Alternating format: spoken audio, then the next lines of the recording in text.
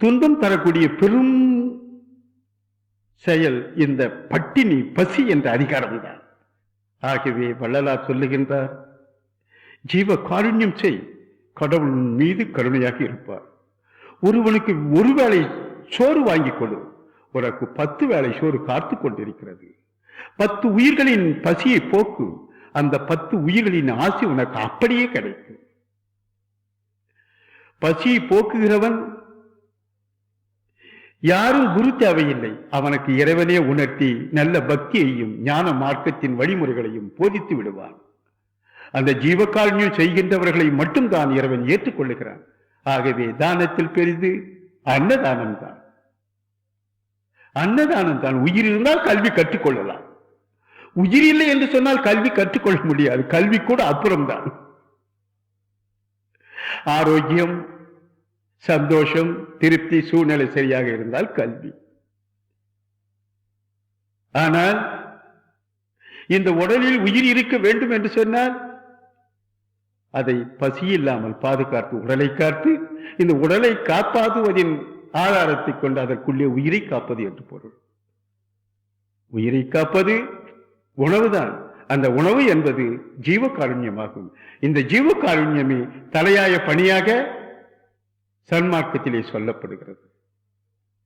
இந்த சன்மார்க்கம் ஜீவகாருண்ய கர்த்தர்களை கடவுள் என்று கரம் கூப்பி வணங்குகிறது. இந்த ஜீவகாருண்ய கர்த்தர்களை காலில் விழுந்து கும்பிடுகிறது.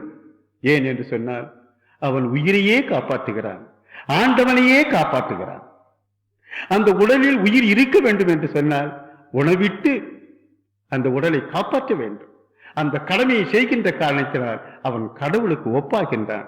ஜீவகாருண்ய கர்த்தா கடவுளுக்கு ஒப்பானவன். நேயம் என்று சொல்லுவது என்ன, ஆன்மா என்று சொல்லுவது என்ன என்பதை சொல்லும் பொழுது சன்மார்க்கம் சொல்லுகிறது, புழு முதற்கொண்டு மனித பிறப்பு வரைக்கும் ஆன்மாவே பொதுவாக இருக்கிறது. எல்லா உயிர்களுக்கும் ஆன்மாகவே பொதுவாக இருக்கின்ற காரணத்தினால் அந்த ஆண்டவனே எல்லா உயிரிடத்திலும் ஆன்மாவாக இருந்து பொது நீதி செய்கின்றான். நீ ஒரு காலத்தில் புழுவாய் இருந்தாய், அந்த புழு உன் சகோதரன், உன் வம்சாவளிதான். நீ ஒரு காலத்தில் பூண்டா இருந்தாய், புல் பூண்டாய், நீ அந்த வம்சம் தான். நீ ஒரு காலத்தில் பறவையாய் இருந்தாய், நீ அந்த வம்சம் தான். நீ ஒரு காலத்தில் மிருகமாக இருந்தாய், நீ அதன் வம்சம் தான்.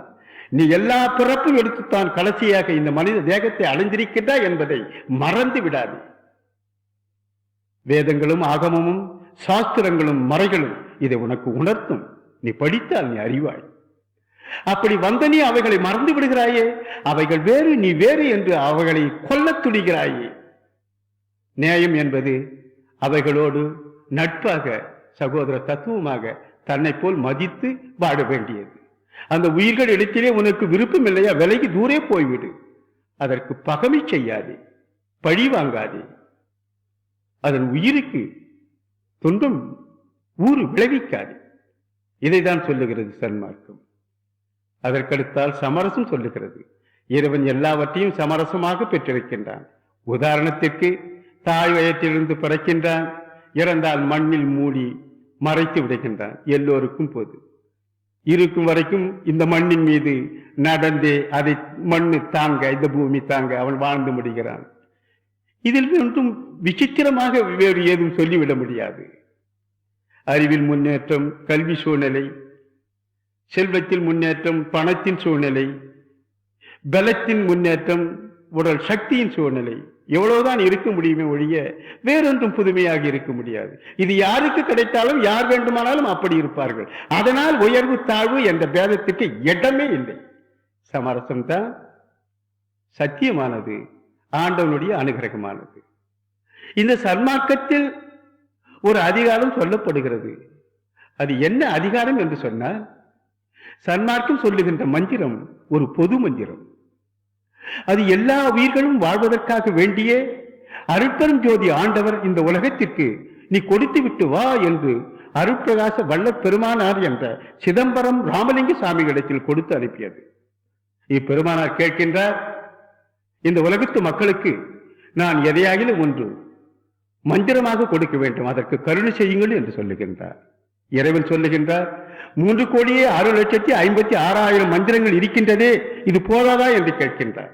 போதாது, புரியும்படி நல்ல தெளிவான பதத்தில் அது இருக்க வேண்டும் என்று சொல்லுகின்றார். அப்படி சொல்லும் பொழுது அருட்பெரும் ஜோதி அருட்பெரும் ஜோதி தனிப்பெரும் கருணை அருட்பெரும் ஜோதி என்ற மந்திரத்தை நீ சொல்லிவிட்டு வா என்று சொல்லுகின்றார். அதனையே உலக மக்களுக்கு சொல்லுகின்றார். அருளை உடைய அந்த தெய்வம் சகல சக்திகளையும் உடையதாக இருக்கிறது.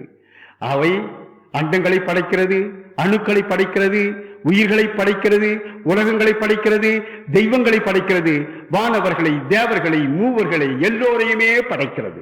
அதை நினைத்தால் தெய்வங்களையும் படைக்கும், அழிக்கும், இயற்கை தோற்றங்களாகிய அனைத்தையும் படைக்கும், அழிக்கும். அந்த ஆற்றல் அந்த அருட்பெரும் ஜோதி அருக்கே உண்டு. அப்படிப்பட்ட மந்திரமாகிய அந்த திருமந்திரம், சிறப்பு மந்திரம் 3,06,56,000 மந்திரங்கள்.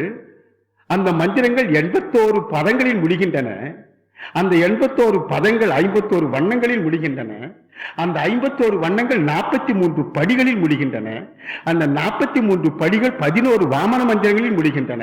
அந்த 11 வாமன மந்திரங்கள் 5 கலைகளில் முடிகின்றன.